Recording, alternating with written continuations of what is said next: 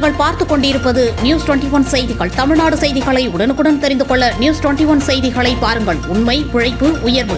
செஞ்சியில் தந்தை பெரியாரின் நினைவு தினத்தை முன்னிட்டு செஞ்சி ஒன்றிய நகர திமுக சார்பில் நடைபெற்ற நிகழ்ச்சியில் தந்தை பெரியாரின் திருவுருவ படத்திற்கு செஞ்சி மஸ்தான் எம்எல்ஏ மலர் தூவி மரியாதை செலுத்தினார். அந்த வகையில் விழுப்புரம் வடக்கு மாவட்டம் செஞ்சி ஒன்றிய நகர திமுக சார்பில் தந்தை பெரியாரின் 51வது நினைவு தினம் அனுசரிக்கப்பட்டது. நகர செயலாளர் கார்த்திக் தலைமை தாங்கினார். செஞ்சி ஒன்றிய பெருந்தலைவர் விஜயகுமார், பேரூராட்சி மன்ற தலைவர் முக்தியார் அலி மஸ்தான் ஆகியோர் முன்னிலை வகித்தனர்.